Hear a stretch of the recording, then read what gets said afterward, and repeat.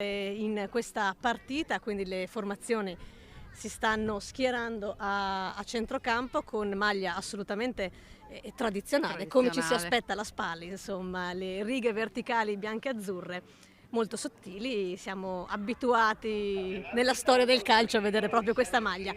Completo blu per il Trento, hanno tutte la situazione per poter dare il via al meglio anche a questa partita.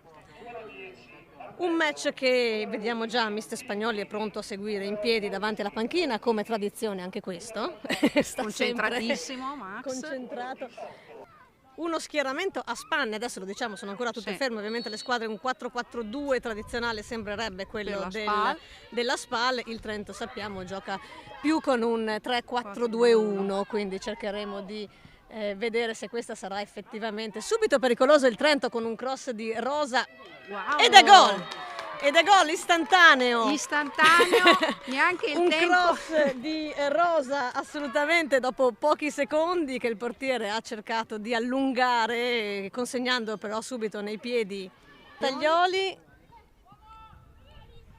Interviene poi anche Dapra a recuperare ancora la palla, ancora Rovea, ancora Battaglioli, tenta il tiro Battaglioli direttamente ed interviene Rolfini del Trento con Varrone, Rosa adesso palla in area pronta per un cross che arriva, non si fa attendere purtroppo direttamente sul fondo.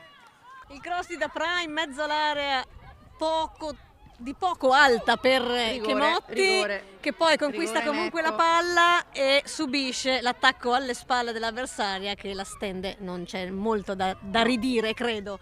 Il calcio di rigore, l'arbitro controlla che tutte siano all'esterno ovviamente con le giuste distanze dal dischetto, arriva il fischio.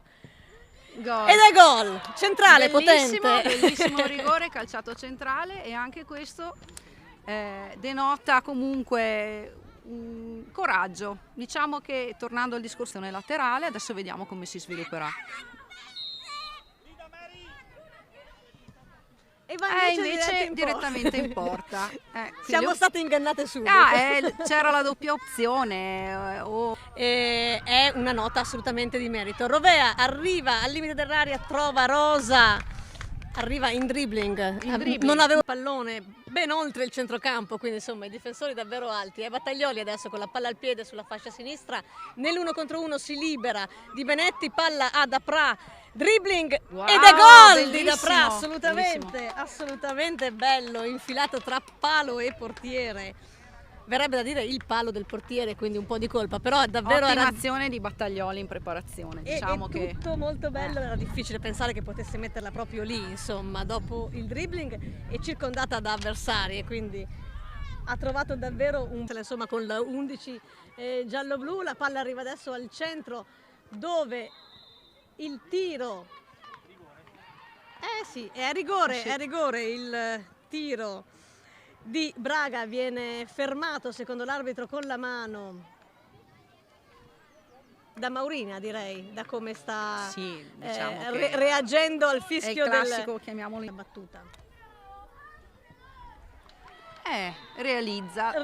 In realtà poi quest'ultima azione era partita proprio dai suoi piedi. Sì, dai suoi piedi. Comunque abbiamo visto nell'uno contro uno è forte, tecnicamente dotata, è riuscita a fare un cambio di gioco sulla sinistra e alla fine ha procurato. Quindi riusciamo a vedere meglio il gioco. Un altro cross arriva da sinistra con la palla in mezzo recuperata da Dapra che pallonetto, gol. Che trova il gol.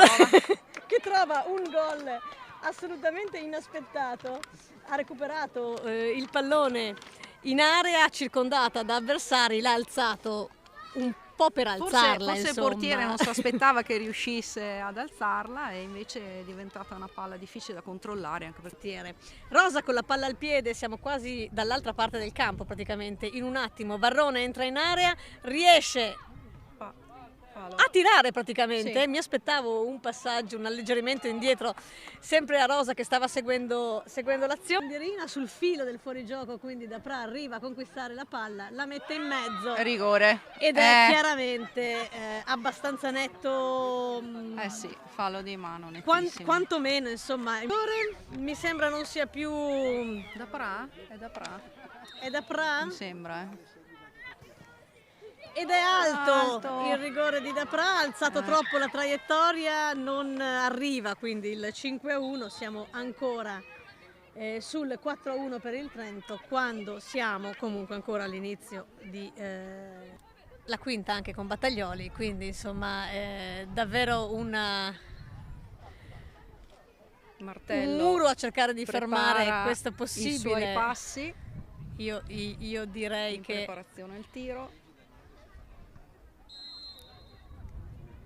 È lei. è lei basso Eccola e là. trova anche l'angolino, davvero calciata cercando l'angolo basso alla sinistra di Falzolger, quindi a superare la difesa e la barriera, scusate, ad ignorare completamente la barriera con un rasoterra, non ha provato a passarci sopra e Martello dunque segna il 4-2. Una punizione. Sinistra della porta difesa da Callegari, quindi un angolo che arriva Bravissima. in area piccola in maniera molto pericolosa, preda assoluta di Callegari che direttamente alla finita. fine, forse ce lo siamo perso Ce la noi. siamo recupero. persa per via Arriva dell'episodio. il triplice fischio finale dell'arbitro che chiude qui la partita, puramente sempre più ambizioso perché è una squadra partita per giocarsi al meglio le proprie carte, ma proprio essere lì seconde, le uniche in grado di reggere il passo di un Cortefranca che sta davvero lasciando le briciole solo per strada, e meritano davvero tutto il supporto e sicuramente se si è più di 11 questa cosa diventa più facile.